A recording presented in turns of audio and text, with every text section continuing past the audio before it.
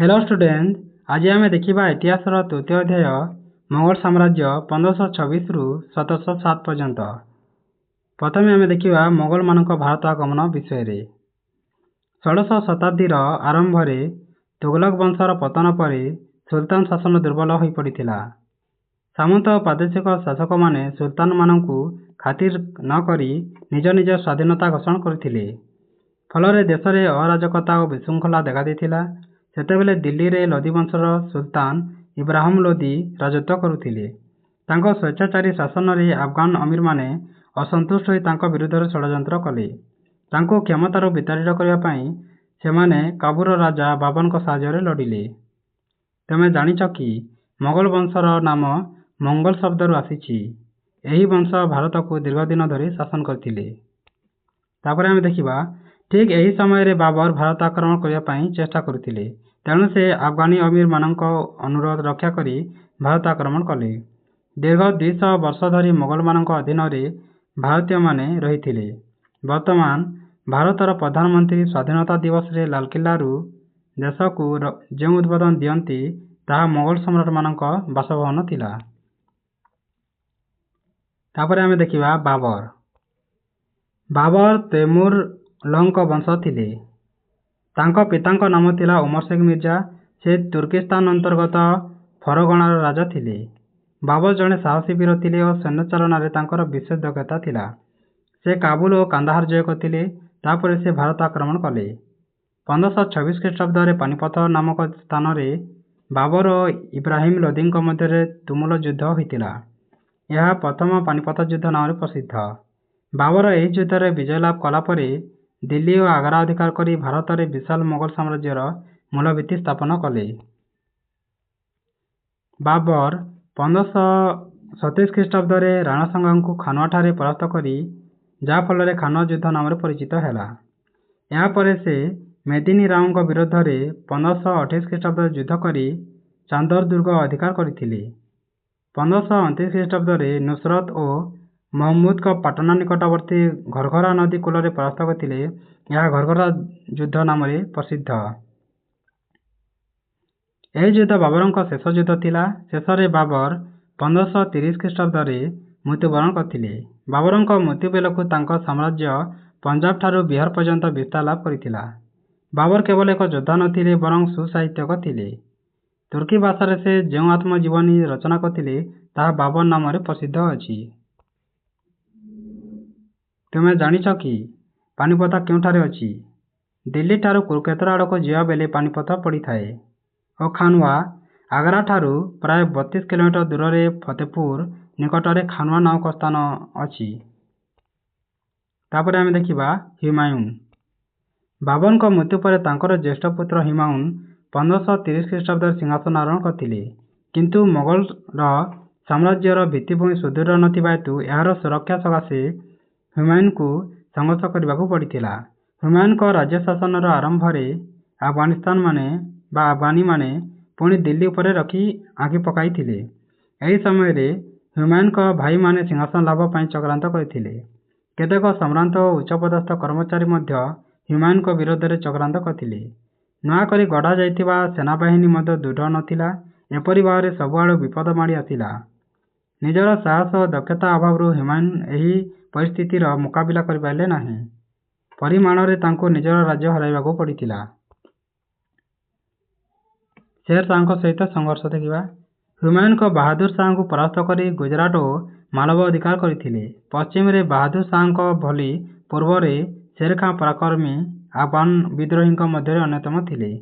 सिंहासन आरोहण पर हुमायूं को शेर खां विरोध में युद्ध जाता करथिले और शेर खां आत्मसमर्पण करथिले। परे जेतेबेले हुमायूं बहादुर शाह सहित युद्धरत थिले, शेर खां पुणी बंग राज्य आक्रमण करथिले। सेही समय रे बंगर राजा सुल्तान महमूद को शाह बहुत अर्थ देई शेर खां सहित संधि करिया पई बाध्य हेले। फल रे शेर खां प्रभाव समग्र बिहार और बंगाल प्रतिष्ठित होइथिले। तुमे जानिछ कि हुमायूं शब्दर अर्थ हैला भाग्यहीन। तापर आगु देखिबा 1537 ख्रीष्टाब्द रे हुमायूं गुजरात रू फेरी शेर खां को विरोध में युद्ध करी चुनाव दुर्ग अधिकार करथिले। या परे से बंग यात्रा करी गौड़ अधिकार करथिले। ଶେର ଖାଁ ନାରା, ବନାରସ ଓ ଜୌନପୁର ଅଧିକାର କରିନେଲେ। କୋଶି ଓ ଗଙ୍ଗା ନଦୀର ମଧ୍ୟବର୍ତ୍ତୀ ଅଞ୍ଚଳ ଶେର ଖାଁ ଅଧୀନକୁ ଆସିଲା। ଏହା ଶୁଣି ହୁମାୟୁନ୍ ଆଗ୍ରା ଅଭିମୁଖେ ଯାତ୍ରା କରିବା ବେଳେ ଶେର ଖାଁ ପଥ ଅବରୋଧ କରିଥିଲେ। ଚୌସାଠାରେ 1539 ଖ୍ରୀଷ୍ଟାବ୍ଦରେ ପରସ୍ପର ମଧ୍ୟରେ ଯୁଦ୍ଧ ହୋଇଥିଲା। ଏହି ଯୁଦ୍ଧରେ ହୁମାୟୁନ୍ ପରାସ୍ତ ହେଲେ, ଫଳରେ ଜୀବନ ରକ୍ଷା ପାଇଁ ଆଗ୍ରାକୁ ଫେରିଗଲେ। 1540 ଖ୍ରୀଷ୍ଟାବ୍ଦରେ କନୌଜଠାରେ ହୁମାୟୁନ୍ ଶେର ଶାହଙ୍କ ସହ ଯୁଦ୍ଧରେ ପରାସ୍ତ ହୋଇ ଦିଲ୍ଲୀ ସିଂହାସନ ହରାଇଲେ। ସେ ପରିବାର ସହ ପଞ୍ଜାବ ଓ ପରେ ପାରସ୍ୟ ବା ଇରାନକୁ ପଳାୟନ କରିଥିଲେ। 1540 ଖ୍ରୀଷ୍ଟାବ୍ଦରୁ 1555 ଖ୍ରୀଷ୍ଟାବ୍ଦ ପର୍ଯ୍ୟନ୍ତ ଶେର ଶାହ ଭାରତର ଶାସନ କରିଥିଲେ। ଶେର ଶାହଙ୍କ ମୃତ୍ୟୁ ପରେ ହୁମାୟୁନ୍ ନିଜ ରାଜ୍ୟ ଫେରି ପାଇବା ପାଇଁ ଚେଷ୍ଟା କଲେ। ସେ ପାରସ୍ୟ ବା ଇରାନ ରାଜାଙ୍କ ସାହାଯ୍ୟରେ କାବୁଲ ଓ କାନ୍ଦାହାର ଅଧିକାର କରିଥିଲେ। 1555 ଖ୍ରୀଷ୍ଟାବ୍ଦରେ ପଞ୍ଜାବ ଜୟ କରି ଦିଲ୍ଲୀ ଓ ଆଗ୍ରା ଅଧିକାର କଲେ, କିନ୍ତୁ ଫେରି ପାଇଥିବା ସାମ୍ରାଜ୍ୟକୁ ସେ 1 ବର୍ଷରୁ ଅଧିକ ସମୟ ଭୋଗ କରି ପାରିଲେ ନାହିଁ। ନିଜ ପାଠାଗାର ସିଡ଼ିରୁ ତଳରୁ ଓହ୍ଲାଇବା ବେଳେ ତାଙ୍କ ଗୋଡ଼ ଖସିଯିବାରୁ ସେ 1556 ଖ୍ରୀଷ୍ଟାବ୍ଦରେ ମୃତ୍ୟୁବରଣ କରିଥିଲେ।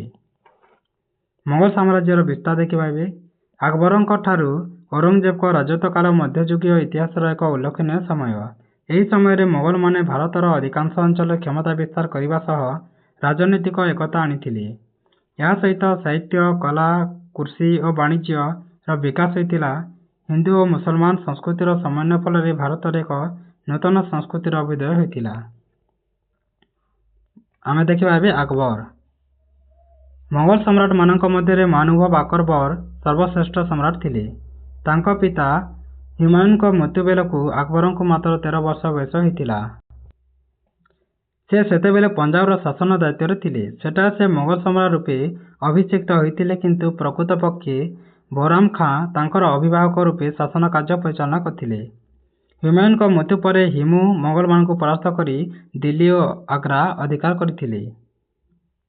ସେ ଶେର ଶାହଙ୍କ ବଂଶର ଜଣେ ରାଜାଙ୍କର ସୁଯୋଗ୍ୟ ମନ୍ତ୍ରୀ ଓ ସେନାପତି ଥିଲେ। ଆକବର ବୈରାମ ଖାଁଙ୍କ ସାହାଯ୍ୟରେ ହିମୁଙ୍କୁ ଦ୍ୱିତୀୟ ପାନିପଥ ଯୁଦ୍ଧରେ 1556 ଖ୍ରୀଷ୍ଟାବ୍ଦରେ ପରାସ୍ତ କରିଥିଲେ। ସେ ଦିଲ୍ଲୀ ଓ ଆଗ୍ରାକୁ ଅଧିକାର କରି ମୋଗଲ ସାମ୍ରାଜ୍ୟର ସ୍ଥିତିକୁ ସୁଦୃଢ଼ କରିଥିଲେ। ତାପରେ ଆମେ ଦେଖିବା ଆକବରଙ୍କର ସାମ୍ରାଜ୍ୟ ବିସ୍ତାର କିପରି ଥିଲା। ଆକବର ଜଣେ ବୀର ଓ ଯୋଦ୍ଧା ଥିଲେ, ତେଣୁ ସେ କ୍ଷମତାସୀନ ହେବା ପରେ ଆଜମିର, ଗ୍ୱାଲିୟର, ଅଯୋଧ୍ୟା, ଜୌନପୁର, ମାଲବ ଓ ଗଣ୍ଡୱାନା ଆଦି ରାଜ୍ୟ ଜୟ କରିଥିଲେ। ଫଳରେ ମୋଗଲ ସାମ୍ରାଜ୍ୟ ରାଜପୁତ ରାଜ୍ୟମାନଙ୍କର ସୀମାକୁ ସ୍ପର୍ଶ କଲା। ସେହି ସମୟରେ ରାଜପୁତମାନେ ଅତ୍ୟନ୍ତ ଯୁଦ୍ଧପ୍ରିୟ, ସାହସୀ ଓ ଦେଶଭକ୍ତ ଥିଲେ। ତେଣୁ ଆକବର ହୃଦୟଙ୍ଗମ କଲେ ଯେ ସେମାନଙ୍କର ସାହାଯ୍ୟ ନେଇ ସେ ସାମ୍ରାଜ୍ୟକୁ ଆହୁରି ସୁଦୃଢ଼ କରିପାରିବେ। ତେଣୁ ସେ ରାଜପୁତମାନଙ୍କ ପ୍ରତି ଉଦାର ନୀତି ଗ୍ରହଣ କଲେ ଓ ସେମାନଙ୍କ ସହିତ ବୈବାହିକ ସମ୍ପର୍କ ସ୍ଥାପନ କରିଥିଲେ। ସେ ନିଜେ ରାଜପୁତ ରମଣୀଙ୍କୁ ବିବାହ କରିଥିଲେ। ରାଜା ମାନସିଂହ ଆକବରଙ୍କର ଜଣେ ପ୍ରଧାନ ସେନାପତି ଥିଲେ। ମେୱାରର ରାଣା ପ୍ରତାପ ସିଂହ ଆକବରଙ୍କର ବଶତା ସ୍ୱୀକାର କରିନଥିଲେ, ତେଣୁ ଆକବର ମାନସିଂହଙ୍କୁ ରାଣା ପ୍ରତାପଙ୍କ ରାଜ୍ୟ ଆକ୍ରମଣ ପାଇଁ ପଠାଇଥିଲେ। 1576 ଖ୍ରୀଷ୍ଟାବ୍ଦରେ ହଳଦୀଘାଟ ଯୁଦ୍ଧରେ ମାନସିଂହଙ୍କ ନେତୃତ୍ୱରେ ମୋଗଲମାନେ ରାଣା ପ୍ରତାପଙ୍କୁ ପରାଜିତ କରି ତିରୋର ଦୁର୍ଗ ଅଧିକାର କରିଥିଲେ। ତାପରେ ଆକବର ସେ ସମୟର ଧନଶାଳୀ ରାଜ୍ୟ ରୂପେ ପରିଗଣିତ ହେଉଥିବା ଗୁଜରାଟ ଜୟ କରିଥିଲେ। ଗୁଜରାଟର ବନ୍ଦରଗୁଡ଼ିକୁ ଆରବ ତଥା ୟୁରୋପର ବିଭିନ୍ନ ଦେଶ ସହ ବାଣିଜ୍ୟ କାରବାର ହେଉଥିଲା, ତେଣୁ ରାଜକୋଷରୁ ବାଣିଜ୍ୟ କର ଆକାରରେ ପ୍ରଚୁର ଅର୍ଥ ଆସିଲା। ଠିକ୍ ସେହିପରି ବଙ୍ଗ ମଧ୍ୟ କୋଷୀୟ ବାଣିଜ୍ୟ ପାଇଁ ପ୍ରସିଦ୍ଧ ଥିଲା। ବଙ୍ଗକୁ ଚୀନ ଓ ଦକ୍ଷିଣ ପୂର୍ବ ଏସିଆର ବଣିକମାନେ ଆସି ଚୀନାମାଟି ପାତ୍ର ଓ ମସଲା ଦ୍ରବ୍ୟ ବଦଳରେ ନାନା ରକମର ବସ୍ତ୍ର କିଣୁଥିଲେ। ଆକବର ବଙ୍ଗ ଜୟ କରି ବିଶେଷ ଭାବରେ ଲାଭବାନ ହୋଇଥିଲେ। ଆକବର 1595 ଖ୍ରୀଷ୍ଟାବ୍ଦ ସୁଦ୍ଧା କାଶ୍ମୀର, ସିନ୍ଧୁ, ଓଡ଼ିଶା, କାନ୍ଦାହାର ପ୍ରଭୃତି ଜୟ କରିଥିଲେ। କେବଳ ଆସାମ ବ୍ୟତୀତ ସମଗ୍ର ଉତ୍ତର ଭାରତ ଆକବରଙ୍କର ଅଧୀନ ରହିଲା। ମଧ୍ୟ ଏସିଆ ଓ ପାରସ୍ୟ ସହିତ ଭାରତର ସୁସମ୍ପର୍କ ସ୍ଥାପିତ ହେବାରୁ ବାଣିଜ୍ୟ କାରବାର ବୃଦ୍ଧି ପାଇଲା ଓ ମୋଗଲ ସାମ୍ରାଜ୍ୟର ଉତ୍ତର ସୀମାନ୍ତ ସୁରକ୍ଷିତ ହୋଇପାରିଲା। ଆକବର ଦକ୍ଷିଣ ଭାରତର ଖାନ୍ଦେର, ବେରାର ଓ ଅହମ୍ମଦନଗର ରାଜ୍ୟଗୁଡ଼ିକର କେତେକାଂଶ ଜୟ କରିଥିଲେ। ତାପରେ ଦେଖିବା ଆମେ ଆକବରଙ୍କର ଶାସନ। ଆକବରଙ୍କ ଶାସନ ନୀତି ଥିଲା ପ୍ରଜାମଙ୍ଗଳକାରୀ। ରାଜା ଥିଲେ ଶାସନ ସର୍ବୋଚ୍ଚ କର୍ତ୍ତା। ସେ ସେନାବାହିନୀର ମୁଖ୍ୟ ଓ ସର୍ବୋଚ୍ଚ ନ୍ୟାୟାଧୀଶ ଥିଲେ। ଶାସନ କାର୍ଯ୍ୟର ସୁପରିଚାଳନା ପାଇଁ ଅନେକ ରାଜକର୍ମଚାରୀଙ୍କୁ ବିଭିନ୍ନ ବିଭାଗରେ ନିଯୁକ୍ତି ଦେଇଥିଲେ। ସେମାନଙ୍କ ମଧ୍ୟରେ ଦେୱାନ ଅର୍ଥ ବିଭାଗ ଦାୟିତ୍ୱରେ, ବକ୍ସି ସୈନ୍ୟ ବିଭାଗ, କାଜୀ ଓ ଆଇନ ବିଚାର ବିଭାଗ ଏବଂ ଡାକ ଚୌକି, ଦାରୋଗା, ଡାକ ଓ ଗୁପ୍ତଚର ବିଭାଗ ଦାୟିତ୍ୱରେ ଥିଲେ। ଆକବର ନିଜର ସାମ୍ରାଜ୍ୟକୁ 15ଟି ସୁବା ବା ପ୍ରଦେଶରେ ବିଭକ୍ତ କରିଥିଲେ। ପ୍ରତ୍ୟେକ ସୁବା କେତେଗୁଡ଼ିଏ ସରକାର ବା ଜିଲ୍ଲାର ଓ ପ୍ରତ୍ୟେକ ଜିଲ୍ଲା ଅନେକ ପ୍ରଗଣାରେ ବିଭକ୍ତ ହୋଇଥିଲା। କେତେଗୁଡ଼ିଏ ଗ୍ରାମର ସମଷ୍ଟିରେ ଏକ ପ୍ରଗଣା ଗଠିତ ହୋଇଥିଲା। ସୁବାର ମୁଖ୍ୟ ଶାସକ ଥିଲେ ସୁବାଦାର। ଆକବର 2ଟି ସୂତ୍ରରୁ ରାଜସ୍ୱ ଆଦାୟ କରୁଥିଲେ। ସେଥିରୁ ଗୋଟିଏ ଭୂ ରାଜସ୍ୱ ଓ ଅନ୍ୟଟି ହେଲା ବାଣିଜ୍ୟ କର। ରାଜା ତୋଡରମଲ ତାଙ୍କର ରାଜସ୍ୱ ମନ୍ତ୍ରୀ ଥିଲେ। ତୋଡରମଲଙ୍କ ବନ୍ଦୋବସ୍ତ ଅନୁଯାୟୀ ଜମିଗୁଡ଼ିକୁ ମାପ କରାଯାଉଥିଲା। ସାଧାରଣତଃ କୃଷକମାନେ ଆୟର 1/3 କର ଶସ୍ୟ କିମ୍ବା ମୁଦ୍ରା ଆକାରରେ ଦେଉଥିଲେ। ତୁମେ ଜାଣିଛ କି ମନସବର ଅର୍ଥ ଏକ ପଦବୀ ଏବଂ ଏହା ଜଣେ ବ୍ୟକ୍ତିଙ୍କୁ ଦିଆଯାଉଥିଲା ଯାହାଙ୍କ ଅଧୀନରେ କିଛି ସଂଖ୍ୟକ ସୈନିକ ରହୁଥିଲେ। ତାପରେ ଆଗକୁ ଦେଖିବା, ସୈନ୍ୟବାହିନୀକୁ ଅଧିକ ଶକ୍ତିଶାଳୀ କରିବା ପାଇଁ ଆକବର ମନସବଦାରୀ ପ୍ରଥା ପ୍ରଚଳନ କରିଥିଲେ। ରାଜକର୍ମଚାରୀ, ସାମନ୍ତ ଓ ସେନାପତିମାନଙ୍କୁ ଏହି ପଦବୀ ମିଳୁଥିଲା। ଆକବର ମନସବଦାରୀମାନଙ୍କୁ 33 ଭାଗରେ ବିଭକ୍ତ କରିଥିଲେ। ବିଭିନ୍ନ ଶ୍ରେଣୀରେ ମନସବଦାରୀ ଅଧୀନରୁ 5ରୁ 10,000 ସୈନ୍ୟ ରହୁଥିଲେ। ତାପରେ ଦେଖିବା ଆମେ ଆକବରଙ୍କ ଧର୍ମନୀତି ବିଷୟରେ। ଆକବର ତାଙ୍କ ଉଦାର ଧର୍ମନୀତି ପାଇଁ ସେ ଇତିହାସରେ ସ୍ମରଣୀୟ ହୋଇ ରହିଛନ୍ତି। ସେ ହିନ୍ଦୁ ଓ ମୁସଲମାନମାନଙ୍କ ମଧ୍ୟରେ ଥିବା ଭେଦଭାବ ଦୂର କରିବାକୁ ଚେଷ୍ଟା କରିଥିଲେ। ଆକବର ହିନ୍ଦୁମାନଙ୍କ ଉପରୁ ଜିଜିଆ କର ଓ ତୀର୍ଥଯାତ୍ରୀ କର ଉଠାଇ ଦେଇଥିଲେ। ଆକବର ବେଳେ ହିନ୍ଦୁମାନଙ୍କ ପରି ବେଶ ପୋଷାକ ପିନ୍ଧୁଥିଲେ। ସେ ହିନ୍ଦୁ ପର୍ବପର୍ବାଣୀ ଓ ଉତ୍ସବରେ ଯୋଗ ଦେଉଥିଲେ। ଅନେକ ହିନ୍ଦୁ ମନ୍ଦିର ମଧ୍ୟ ତାଙ୍କ ସମୟରେ ନିର୍ମିତ ହୋଇଥିଲା। ଭାରତରେ ଏକ ସାର୍ବଜନୀନ ଧର୍ମ ପ୍ରତିଷ୍ଠା କରିବା ଆକବରଙ୍କର ଲକ୍ଷ୍ୟ ଥିଲା। ତେଣୁ ସେ ଫତେପୁର ସିକ୍ରିଠାରେ ଇବାଦତ ଖାନା ନାମକ ଏକ ଉପାସନା ଗୃହ 1575 ଖ୍ରୀଷ୍ଟାବ୍ଦରେ ନିର୍ମାଣ କରିଥିଲେ। ସେଠାରେ ହିନ୍ଦୁ, ମୁସଲମାନ, ପାର୍ସୀ, ଖ୍ରୀଷ୍ଟ ଓ ଜୈନ ଧର୍ମର ପଣ୍ଡିତମାନେ ଆକବରଙ୍କର ଦ୍ୱାରା ନିୟନ୍ତ୍ରିତ ହେଉଥିଲେ ଓ ଧର୍ମ ଚର୍ଚ୍ଚା ମଧ୍ୟ କରୁଥିଲେ। ସବୁ ଧର୍ମର ସାର କଥାକୁ ନେଇ ଆକବର ଏକ ନୂତନ ଧର୍ମ ସୃଷ୍ଟି କରିଥିଲେ ଯାହାର ନାଁ ହେଉଛି ଦିନ୍-ଇ-ଇଲାହି। ଏହି ଧର୍ମ ଗ୍ରହଣ କରିବା ପାଇଁ ସେ କାହାକୁ ବାଧ୍ୟ କରୁନଥିଲେ। ତାପରେ ଆମେ ଦେଖିବା କଲା ଓ ସାହିତ୍ୟ। ଆକବରଙ୍କ ରାଜତ୍ୱ କାଳରେ କଲା ଓ ସାହିତ୍ୟର ଅନେକ ଉନ୍ନତି ସାଧିତ ହୋଇଥିଲା। ଆଗ୍ରା ନିକଟବର୍ତ୍ତୀ ଫତେପୁର ସିକ୍ରିଠାରେ ଏକ ନୂତନ ରାଜଧାନୀ ଆକବର ନିର୍ମାଣ କରିଥିଲେ। ସେଠାରେ ଲାଲ ପଥରରେ ଏକ ଅତି ସୁନ୍ଦର ରାଜପ୍ରସାଦ ନିର୍ମିତ ହୋଇଥିଲା। ସେଠାରେ ବୁଲନ୍ଦ ଦରୱାଜା ନାମକ ଏକ ବିଶାଳ ଫାଟକ ନିର୍ମିତ ହୋଇଥିଲା। ଆକବରଙ୍କ ସମୟରେ ସଂସ୍କୃତ, ଆରବୀ, ଫାର୍ସୀ, ହିନ୍ଦୀ ଭାଷା ଓ ସାହିତ୍ୟର ପ୍ରସାର ହୋଇଥିଲା। ଫାର୍ସୀ ରାଜଭାଷା ଥିଲା।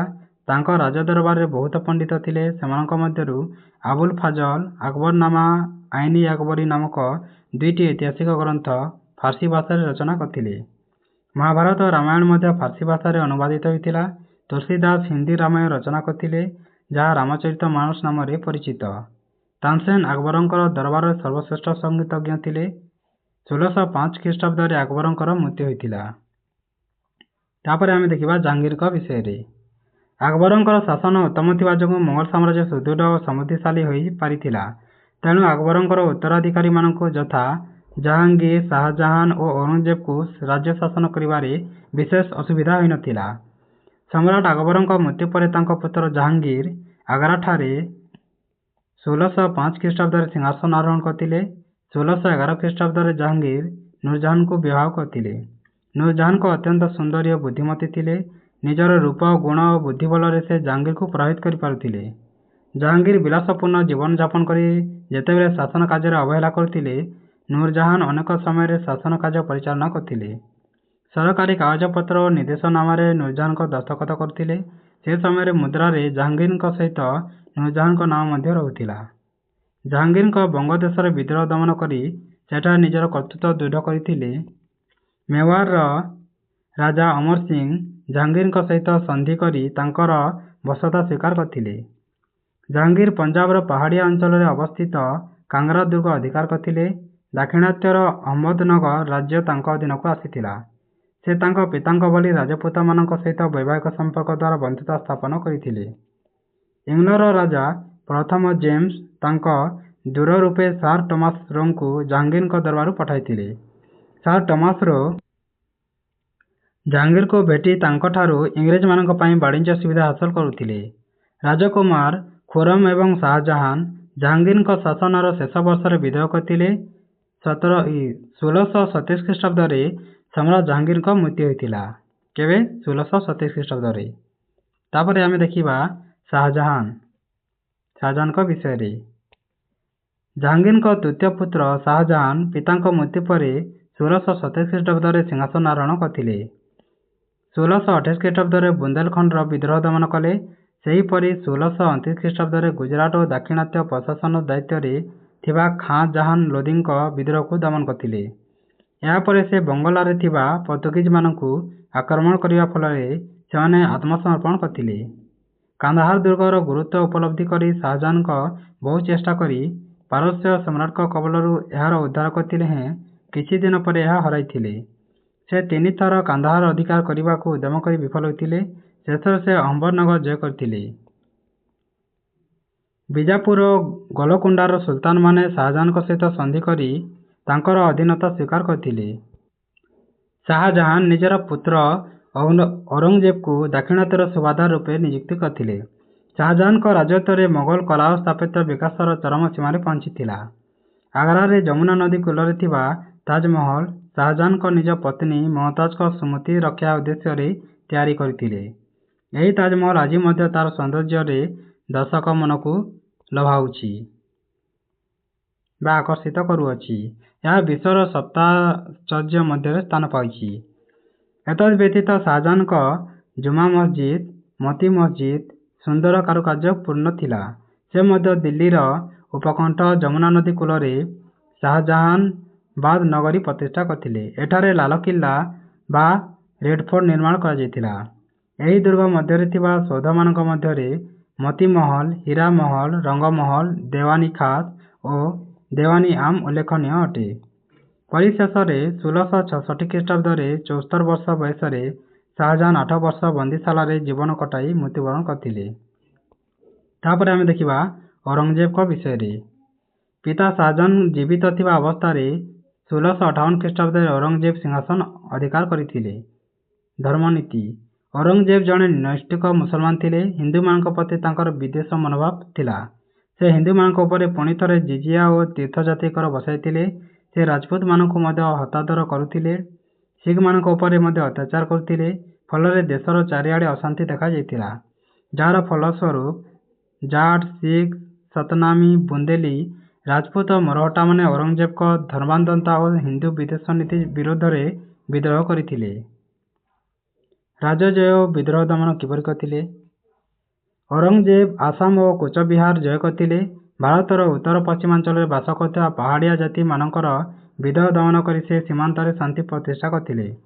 ସେ ମଥୁରାର ଜାଠ ଓ ପଞ୍ଜାବର ସତନାମୀମାନଙ୍କର ବିଦ୍ରୋହ ଦୃଢ଼ ହସ୍ତରେ ଦମନ କରିଥିଲେ। ମେୱାରର ରାଜା ଜୟସିଂହ ଔରଙ୍ଗଜେବଙ୍କ ସହ ସନ୍ଧି କରିଥିଲେ, କିନ୍ତୁ ଦୁର୍ଗାଦାସଙ୍କ ନେତୃତ୍ୱରେ ମାରୱାରର ରାଜପୁତମାନେ ଔରଙ୍ଗଜେବଙ୍କ ସହିତ ଅସୀମ ବୀରତ୍ୱର ସହ ଯୁଦ୍ଧ କରି ତାଙ୍କର ଅଧୀନତା ସ୍ୱୀକାର କରିନଥିଲେ। ଔରଙ୍ଗଜେବ ଶିଖମାନଙ୍କ ନବମ ଗୁରୁ ତେଗ ବାହାଦୁର ଇସଲାମ ଧର୍ମ ଗ୍ରହଣ କରିବାକୁ ମନା କରିବାରୁ ସେ ତାଙ୍କୁ ହତ୍ୟା କରିଥିଲେ। ଫଳରେ ଶିଖମାନଙ୍କ ଦଶମ ଗୁରୁ ଗୋବିନ୍ଦ ସିଂହ ପିତାଙ୍କ ହତ୍ୟାର ପ୍ରତିଶୋଧ ନେବା ପାଇଁ ଔରଙ୍ଗଜେବଙ୍କ ବିରୋଧରେ ସଂଗ୍ରାମ ଚଳାଇଥିଲେ। ଶିବାଜୀଙ୍କ ନେତୃତ୍ୱରେ ମରହଟ୍ଟାମାନେ ଦାକ୍ଷିଣାତ୍ୟରେ କ୍ରମଶଃ କ୍ଷମତା ବିସ୍ତାର କରିଥିଲେ, କିନ୍ତୁ ଅହମ୍ମଦନଗର, ଗୋଲମୁଣ୍ଡା, ବିଜାପୁର ଜୟ କରି ଔରଙ୍ଗଜେବ ମୋଗଲ ସାମ୍ରାଜ୍ୟଭୁକ୍ତ କରିଥିଲେ।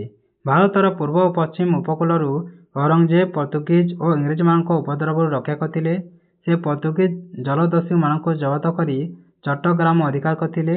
ଔରଙ୍ଗଜେବ ଇଂରେଜ ଜଲଦସ୍ୟୁମାନଙ୍କୁ ଦମନ କରି ସେମାନଙ୍କଠାରୁ 1.5 ଲକ୍ଷ ଟଙ୍କା ଜରିମାନା ମଧ୍ୟ ଆଦାୟ କରିଥିଲେ।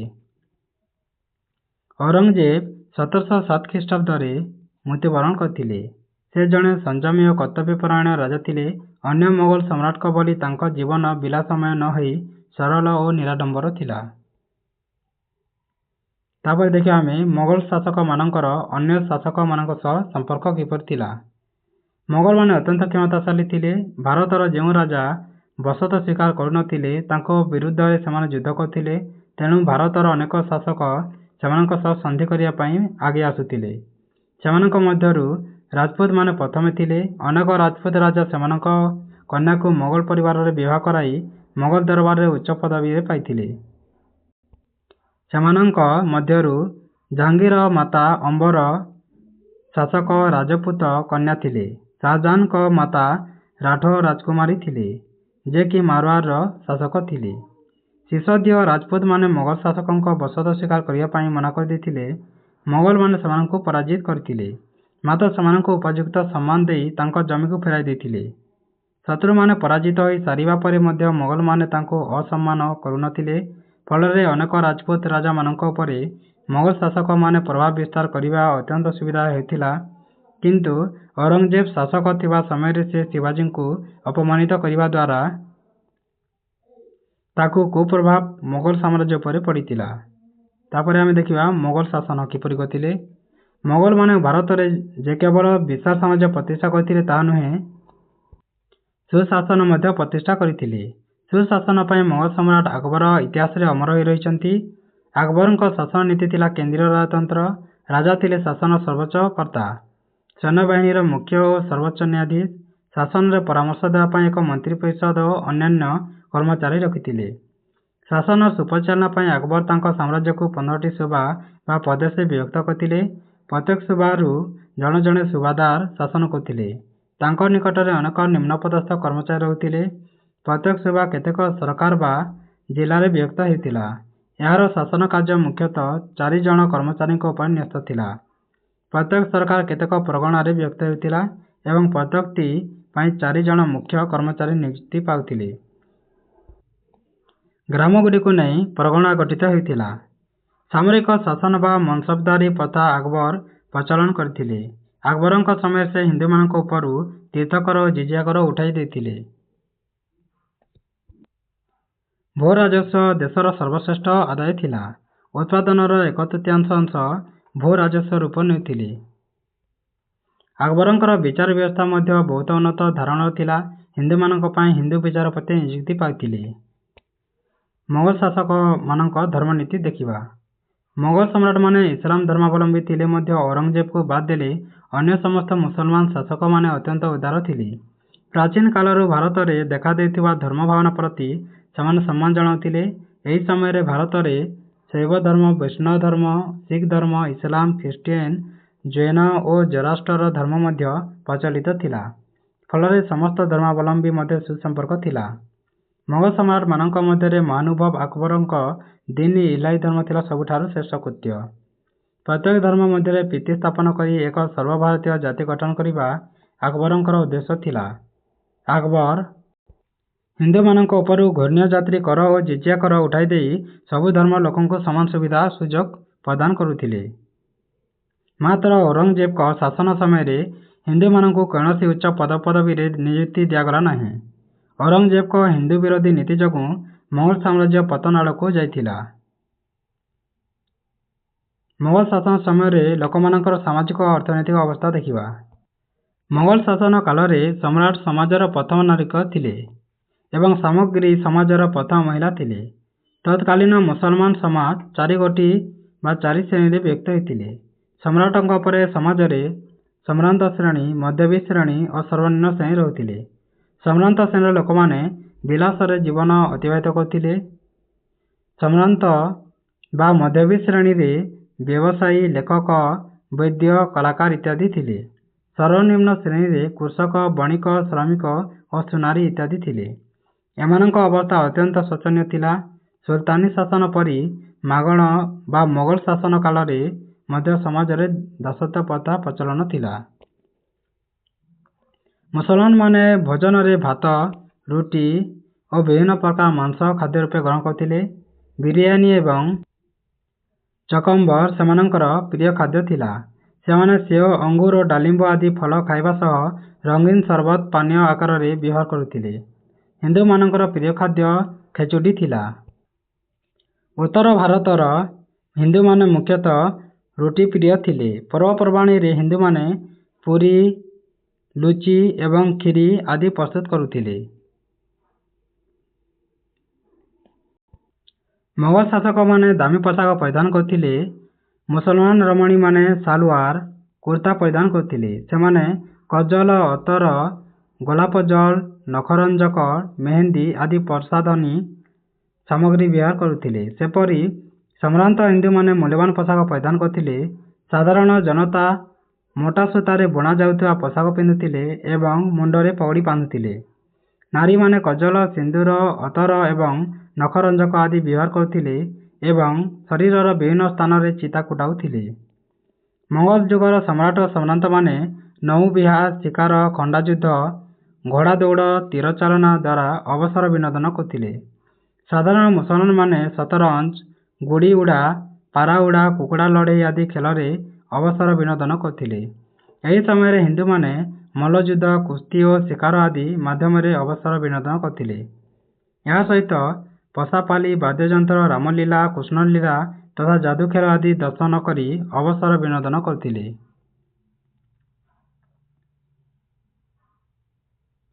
ମୁସଲମାନମାନେ ମହରମ, ଇଦ୍ ଏବଂ ହିନ୍ଦୁମାନେ ଜନ୍ମ ଉତ୍ସବ, ନାମକରଣ, ମୁଣ୍ଡନ କର୍ମ, ରକ୍ଷାବନ୍ଧନ, ଜନ୍ମାଷ୍ଟମୀ, ଦୀପାବଳି, ଶିବରାତ୍ରି, ରାମନବମୀ ଆଦି ପର୍ବ ପାଳନ କରୁଥିଲେ। ମୋଗଲ ଯୁଗରେ ମୁସଲମାନମାନେ ବିଦ୍ୟାଳୟ ଶିକ୍ଷା ସମାପନ କରି ମାଦ୍ରାସାରେ ଅଧ୍ୟୟନ କରୁଥିଲେ। ହିନ୍ଦୁ ଛାତ୍ରମାନେ ପ୍ରାଥମିକ ବିଦ୍ୟାଳୟ ବା ଟୋଲ ବିଦ୍ୟା ଲାଭ କରି ଉଚ୍ଚ ଶିକ୍ଷା ପାଇଁ ଶିକ୍ଷାକେନ୍ଦ୍ରକୁ ଯାଉଥିଲେ।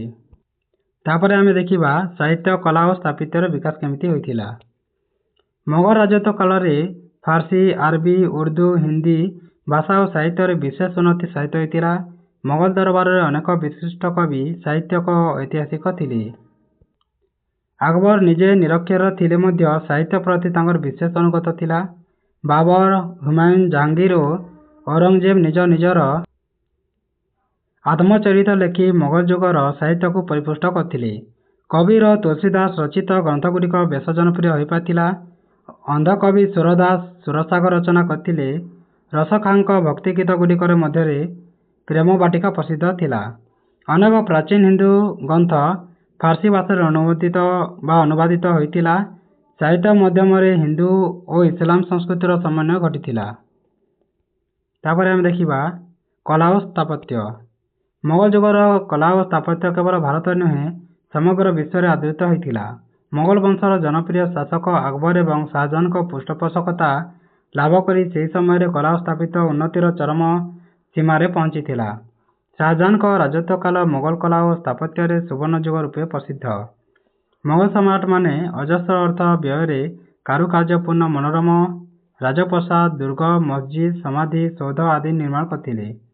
ଆକବରଙ୍କ ସମୟରେ ଆଗ୍ରା ଦୁର୍ଗ, ଫତେପୁର ସିକ୍ରି ରାଜପ୍ରାସାଦ ଆଦି ଲାଲ ପଥରରେ ନିର୍ମିତ ହୋଇଥିଲା। କିନ୍ତୁ ଶାହଜାହାନଙ୍କ ସମୟରେ ମାର୍ବଲ ପଥରର ବ୍ୟବହାର ହେଲା। ଯମୁନା ନଦୀ କୂଳରେ ଥିବା ତାଜମହଲ ଶାହଜାହାନଙ୍କ ଅଦ୍ୱିତୀୟ କୀର୍ତ୍ତି। ତାଙ୍କର ଅନ୍ୟାନ୍ୟ କୀର୍ତ୍ତିଗୁଡ଼ିକ ମଧ୍ୟରୁ ମୋତି ମସଜିଦ, ଲାଲକିଲ୍ଲା, ଜୁମା ମସଜିଦ ଆଦି ପ୍ରସିଦ୍ଧ ଅଛି।